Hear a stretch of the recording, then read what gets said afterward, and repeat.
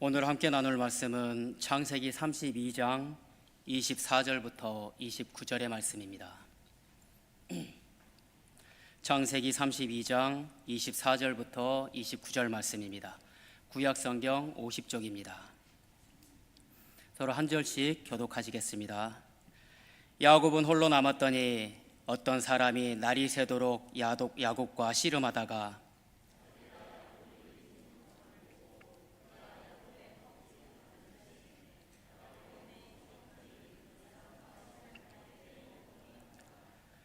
그가 이르되 날이 세리하니 나로 가게 하라. 야곱이 이르되 당신이 내게 축복하지 아니하면 가게 하지 아니하겠나이다.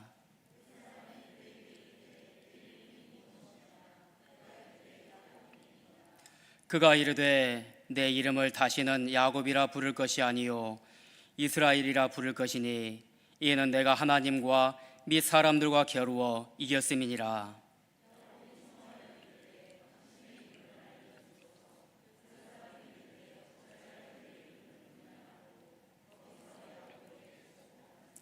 아멘.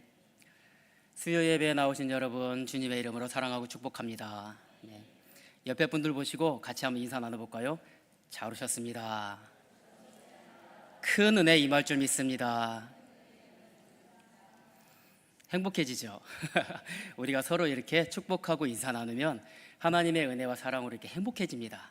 늘 이 행복이 여러분들의 마음과 삶 속에 가득하시기를 주님의 이름으로 축복합니다. 야곱이라는 인물을 우리가 살펴보면 참 하나님을 믿고 살아가는 삶이 어떠한 삶인지 우리가 참 많이 생각하게 됩니다. 야곱은 형 에서의 장자권을 훔치고 그 대가로 가나안 고향을 떠나 하란에 있는 외삼촌 라반에게 도망하여 도피 생활을 하게 됩니다. 하지만 야곱의 이러한 도피 생활이 단지 그에게 고난의 시간만은 아니었습니다. 하나님의 구속사적 그 관점에서 바라볼 때 이 기간은 하나님 백성의 계보를 이루어가는 아주 놀라운 축복의 시간들이었습니다. 야곱은 하란으로 도망하는 과정에서 베델에서 하나님을 만나게 되고 또한 가나안으로 다시 돌아가는 그 여정인 야복 강가에서 또 하나님을 만나며 그의 신앙 인격은 커다란 전환점을 맞이하게 됩니다. 이 안에서 야곱은 이스라엘이라는 새로운 이름을 얻게 되고 야곱의 12 아들이 이스라엘 민족의 12지파의 그 기원을 이루게 되죠. 이것은 하나님께서 택한 혈통에 대한 그 선민의 형성이 그저 자연 발생적으로 진행되는 것이 아니라 오직 하나님의 절대 주권 하에서 이 모든 것이 이루어지는 것임을 우리에게 분명하게 가르쳐 주십니다. 또한 야곱의 도피 생활 속에서 그 네 여인의 경쟁적 출산, 그 경쟁적인 출산에 의해서 이스라엘 민족의 조상인 12아들, 즉 12지파가 태어났다는 사실은 또 다른 의미로 우리에게 다가옵니다. 그것은 이스라엘 민족이 특별히 우수하거나 또한 특별히 남다른 역사적 위협을 달성해서가 아니라 처음부터 이 모든 것이 전적으로 하나님의 특별한 선택하심과 그 보호하심에 의해서 이루어진 것임을 우리에게 분명하게 또 말씀해 주고 계십니다. 야곱은 외삼촌 라반의 집에서 일하며 많은 재물을 모으게 됩니다. 30장 43절에서 알 수 있듯이 야곱이 라반에게서 품삯으로 받게 한 그 가축은 아주 많아져서 야곱이 매우 번성하게 됩니다. 이렇듯 하나님께서는 야곱이 이제는 외삼촌 라반에게서 떠나서 가나안 고향으로 돌아갈 수 있도록 이 모든 일들을 준비해 주시고 진행해 주십니다. 하나님께서 이제 야곱에게 라반을 떠나서 그의 고향 가나안으로 돌아가라고 말씀하십니다. 하지만 그곳에는 내가 반드시 야곱을 죽이리라 마음 깊이 다짐하고 결심한 형 에서가 기다리고 있습니다. 이런 야곱에게 고향으로 돌아가라 말씀하신 하나님께서는 내가 너와 함께 하리라 하며 약속하십니다. 야곱은 하나님의 이 말씀을 따라 고향으로 돌아갈 준비를 하고 이제 라반을 떠나갑니다. 그런데 야곱은 라반이 없는 틈을 타서 가족들과 가축을 다 이끌고 라반의 집을 떠나옵니다. 이것이 문제가 되어서 라반이 그 뒤를 쫓아오지만 하나님께서는 라반에게 야곱에게 선악간을 이야기하지 말라 하시며 그의 행동을 저지시키십니다. 야곱을 만난 라반은 자신의 우상인 드라빔을 찾으러 왔다 하고 말하지만 라헬이 감춘 드라빔은 찾지 못하고 돌아갑니다. 이런 라반은 야곱과 언약을 맺고 야곱과 또한 자신의 딸들과 손주들에게 작별 인사를 하고 발길을 돌립니다. 이 과정에서도 하나님은 마하나임에서 야곱에게 하나님의 군대를 보여주심으로써 하나님께서 야곱과 함께 하신다는 것을, 야곱을 지켜주신다는 것을 또 야곱에게 알려주십니다. 확인시켜 주십니다. 하지만 야곱은 이렇게 하나님의 군대를 직접 보았음에도 불구하고 자신의 계획하에서 본격적으로 형 에서 만날 준비를 시작합니다. 준비하는 속에서도 야곱의 세상적인 술수가 아주 잘 나타납니다. 400명을 거느리고 야곱에게 다가오는 에서에 대한 그 두려움에 앞선 야곱은 또 꾀를 냅니다. 야곱은 모든 무리를 세 무리로 나누고 처음 무리는 형 에서에게 줄 선물을 가장 앞에 앞세웁니다. 일단 선물로 형 에서의 마음을 누그러뜨리려는 그런 계산이었죠. 선물 앞에서는 누구나 마음이 약해지지 않습니까? 그리고 두 번째 무리에는 여종 실바와 비라 그리고 그 자녀들을 세웁니다. 그리고 그 뒤에는 레아와 그 자녀들을 세우죠. 그리고 마지막 제일 뒷부분에 자기가 총애하는 라헬과 요셉을 세웁니다. 에서가 앞무리를 칠 때 뒤에서는 도망갈 시간을 벌려는 계산이죠. 하지만 이 대열은 또한 서열을 갖춘 대열이기도 합니다. 마치 신하가 군주에게 예의를 갖추어 나가듯이 그 서열에 맞추어서 형 에서에게 이러한 예의를 지키며 나아가는 모습을 보여주고 있는 것이죠. 이제 야곱은 밤에 그 어둠을 틈타서 자신의 가족과 가축을 다 강 건너편으로 건너보냅니다. 그리고 자신은 내일이면 만날 형 에서를 앞두고 깊은 고뇌에 빠지게 됩니다. 이때 한 사람이 야곱과 씨름을 합니다. 씨름이라는 표현은 그 땅에서 먼지가 날 정도로 격렬하게 싸운다라는 의미를 가진 말입니다. 이처럼 야곱과 하나님의 천사와의 씨름은 매우 격렬하였음을 우리에게 보여주는 표현이죠. 그런데 이 씨름은 단지 힘겨루기만은 아니었습니다. 야곱이 하나님의 사자에게 매달려서 울부짖으며 처절하게 간구하는 그 기도까지도 포함이 된 씨름 그 의미였습니다. 25절에서 자기가 야곱을 이기지 못함을 보고라고 말하고 있는데 이것은 천사가 야곱과의 힘 겨루기에서 야곱을 이기지 못했다는 의미가 아니라 야곱이 매달리는 것을 눌러 꺾을 수가 없었다는 그러한 뜻을 내포하고 있는 말입니다. 끝까지 포기하지 않고 매달리는 야곱을 천사는 허벅지 관절을 쳐서 어긋나게 하고 이스라엘이라는 새로운 이름을 야곱에게 줍니다. 그러며 야곱을 축복합니다. 하나님과 그 야곱과의 씨름할 때 야곱은 어떻게든지 끝까지 이겨보려고 발버둥을 칩니다. 야곱은 끝까지 자기 힘으로 무언가를 해보려고 아둥바둥하는 것이죠. 이때 하나님은 야곱의 허벅지 관절, 즉 환도뼈를 치십니다. 허벅지 관절, 환도뼈는 우리가 말하는 대퇴골을 말하는 겁니다. 엉덩이와 허벅지 그 두꺼운 뼈를 이어주는 관절이죠.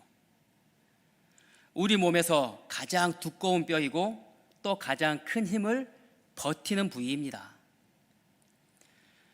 이곳은 우리 몸을 지탱해 주는 것이고 또한 몸 전체에 큰 힘을 유지하는 부위입니다.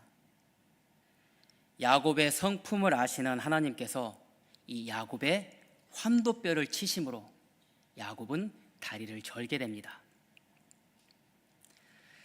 야곱의 입장에서는 이제 더 이상 자신의 힘을 과시할 수 없는 그러한 몸이 되었고 이러한 상황을 야곱 또한 인정할 수밖에 없었습니다.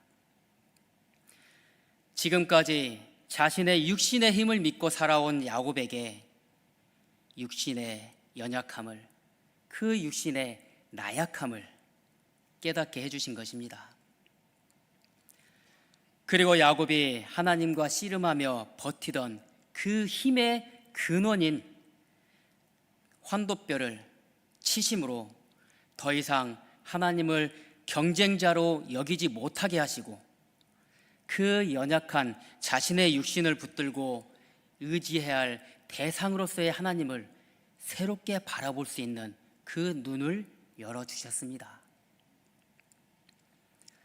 이러한 모든 상황을 지켜보며 우리가 알 수 있듯이 결국 야곱은 자신의 힘이 아닌 하나님과 하나님의 그 뜻과 힘으로 모든 것이 이루어지게 된 것입니다.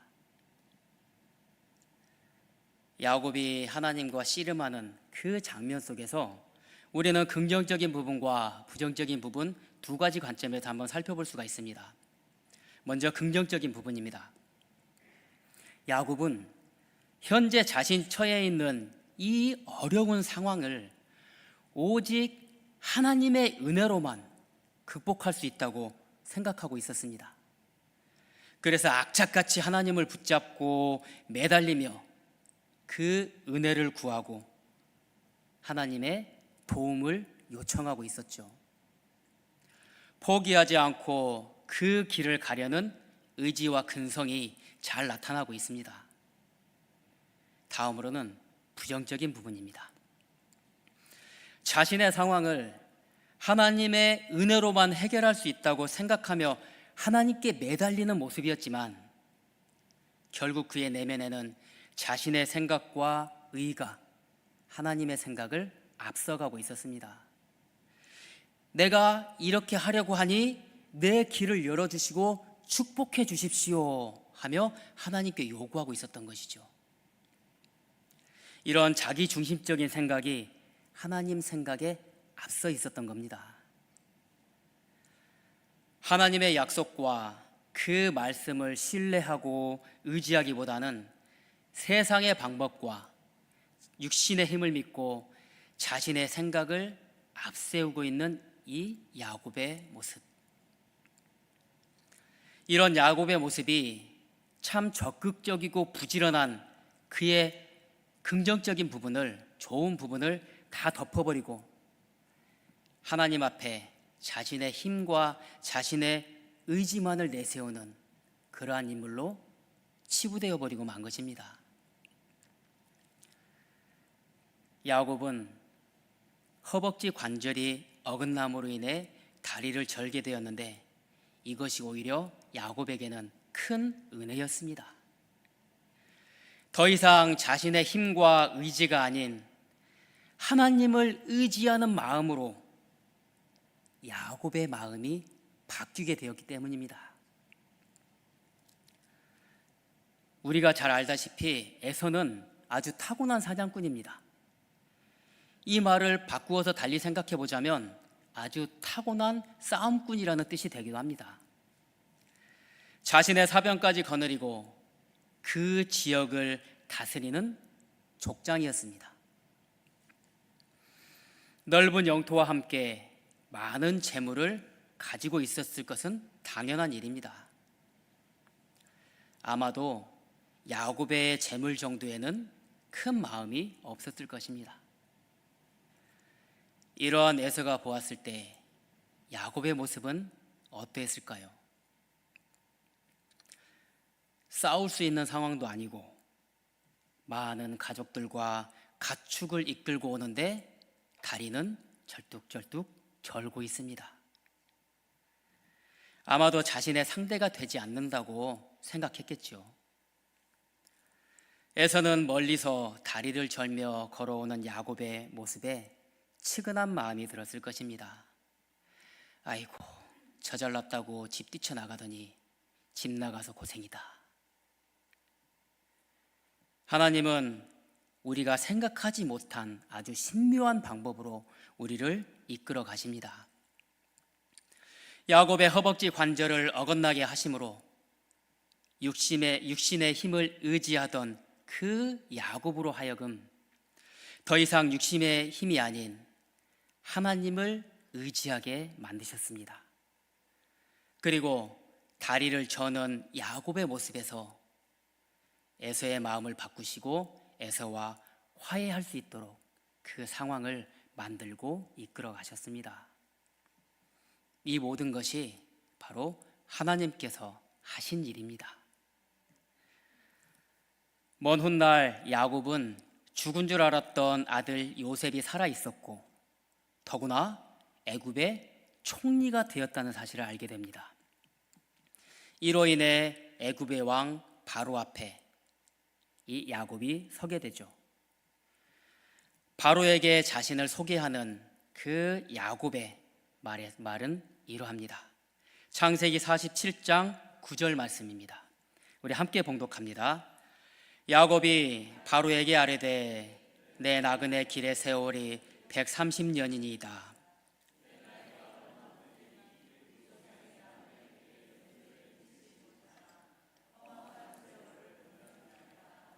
아멘. 야곱은 바로에게 제가 험악한 생활을 보내었습니다 하고 이야기를 합니다. 야곱이 바로에게 말한 이 험한 세상을 살았다는 이 고백 안에 자신의 육신의 힘으로만 세상을 살아오려 했던 자신의 모습을 돌아보는 신앙 고백이기도 합니다. 야곱은 자신이 살아온 모든 삶이 자신의 힘이 아닌 하나님께서 하셨음을 인정하는 그 신앙의 마음을 표현하고 있는 것이죠. 하나님의 뜻, 하나님의 힘, 그렇게 하나님을 의지하지 않고 나의 뜻, 나의 힘을 의지하며 살아온 그 인생의 여정을 돌아보는 야곱의 모습입니다. 지금 우리가 살아가고 있는 삶은 어떻습니까? 매 순간순간 하나님을 의지하고 살아간다고 말하면서도 나의 생각과 나의 방법을 하나님에게 강요하고 있지는 않습니까? 하나님 앞에서 우리의 연약함을 고백하고 하나님의 그 은혜를, 도움을 구하고 계십니까? 우리의 힘으로, 우리의 능으로 하는 것 같지만 결국은 우리 삶의 모든 것들을 하나님께서 하십니다. 하나님 앞에 나아가는 것도, 그 십자가를 붙들고 살아가는 것도 그 모든 순간이 하나님의 인도하심과 보호하심 안에서만 가능한 일입니다. 우리 에베소서 1장 7절의 말씀입니다. 우리 에베소서 1장 7절의 말씀 함께 봉독하겠습니다. 우리는 그리스도 안에서 그의 은혜의 풍성함을 따라 그의 피로 말미암아 속량 곧 죄사함을 받았느니라. 아멘. 우리는 그리스도 안에서 그의 은혜의 풍성함으로 우리의 삶에 가득 채워주시고 이끌어주시고 인도하시는 그리스도의 사랑으로 말미암아 그 십자가의 피로 말미암아 속량 죄에서 자유로워지며 우리의 죄를 용서받았다는 것입니다.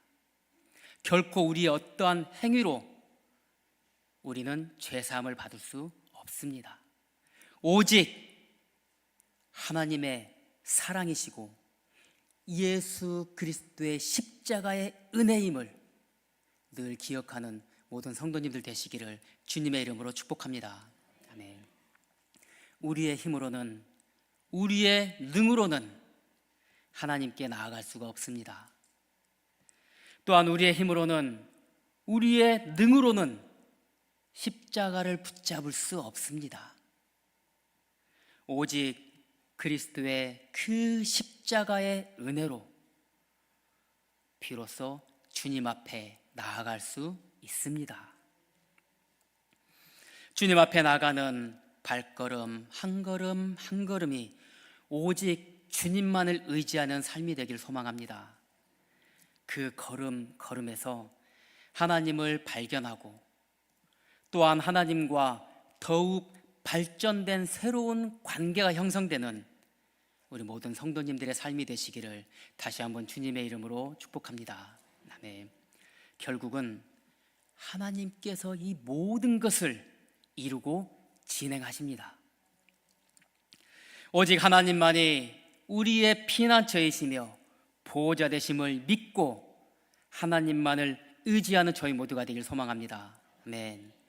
하나님은 당신의 뜻을, 당신의 약속을 결코 잊으시는 분이 아닙니다.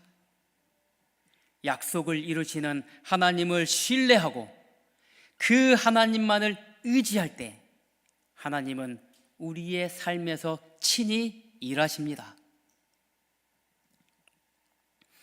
우리는 우리의 힘으로 감당하기 힘든 어려운 일에 닥쳤을 때 또 긴박하고 절박한 일이 우리 눈앞에 가로막혔을 때 우리는 하나님 앞에 나가 기도합니다. 간절한 마음을 담아서 금식 기도를 할 때가 있죠. 그런데 이 금식 기도에 대해서 다른 관점을 가진 분들이 있습니다. 금식을 하나님 앞에 떼쓰는 일로 생각하는 경향이 있죠. 자녀를 키우는 부모 입장에서 가끔 자녀들이 가당치 않은 요구를 할 때가 있습니다. 그러면은 우리 부모님들 어떻게 하시죠? 너한테 이것이 왜 필요해? 이건 너한테 도움이 되지 않는 거니까 안 돼 하면서 거절하시죠. 그러면 이럴 때 아이들에게서 나타나는 그런 모습이 조금 여러 가지로 나타납니다. 그냥 그 자리에서 들어 눕는 아이도 있습니다.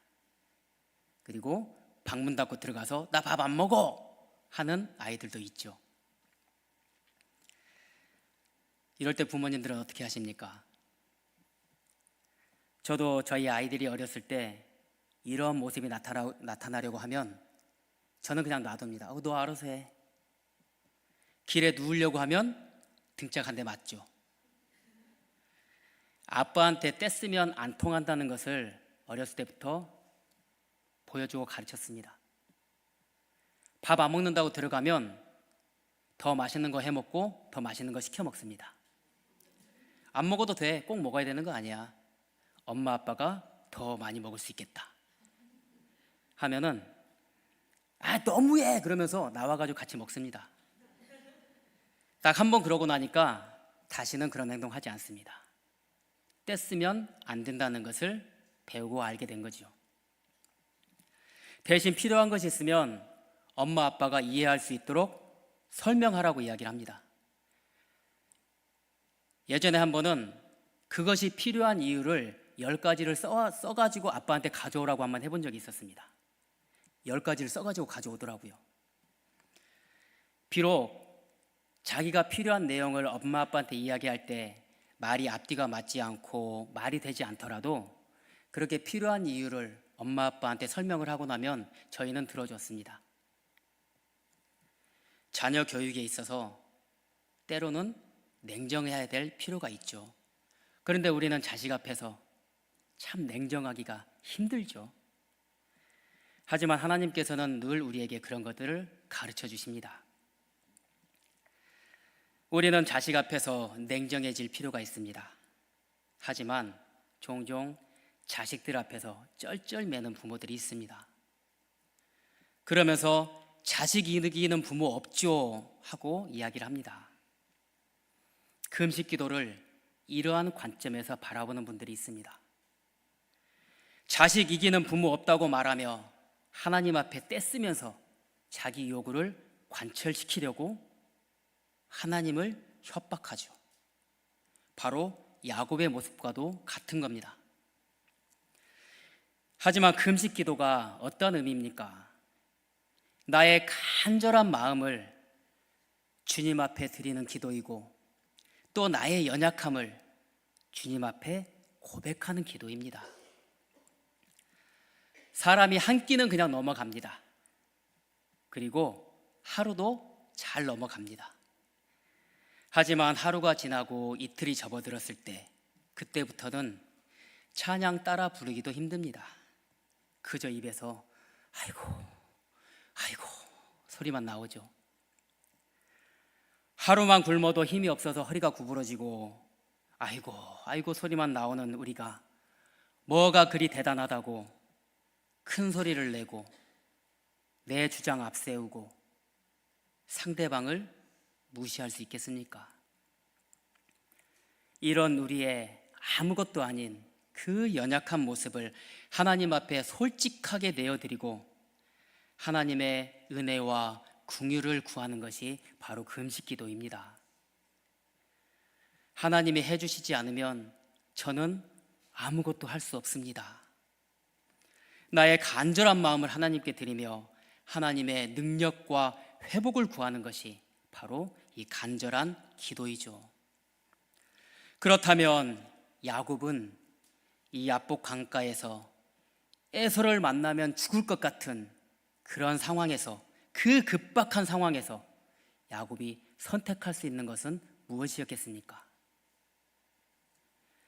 내가 너와 함께 있으리라 약속하신 그 하나님의 말씀, 그 하나님의 약속, 그 약속을 믿고 또한 그 약속을 지켜주실 하나님의 긍휼과 능력을 구하며 하나님의 은혜를 야곱은 선택해야 되지 않았겠습니까? 하나님은 우리에게 하나님 되심을 보여주시고 우리는 그 은혜 안에서 하나님을 보았다, 느꼈다 하지만 금세 또 나의 힘으로 나의 힘이 내 안에서 올라오는 것을 느낍니다. 사랑하는 성도 여러분, 하나님만을 신뢰하십시오. 하나님만을 의지하십시오. 오직 하나님만이 우리의 피난처이시고 보호자이십니다. 나보다 나를 더 잘 아시는 주님께서 당신의 약속을 지키시며 우리를 위해, 나를 위해 친히 일하십니다. 이렇게 가장 선하심으로 우리를 인도하시고 우리를 이끌어 가시는 하나님께 늘 이렇게 고백하길 바랍니다. 함께 고백하시겠습니다. 하나님께서 하셨습니다. 하나님께서 하셨습니다.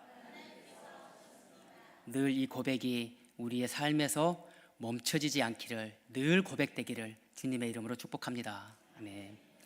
십자가의 죽으심과 부활하심을 기다리는 이 사순절 기간에 우리의 눈이 더욱더 주님을 가까이 바라보며 주님만을 의지하는 그 신앙의 성장이 이루어지는 귀한 시간 되길 바랍니다.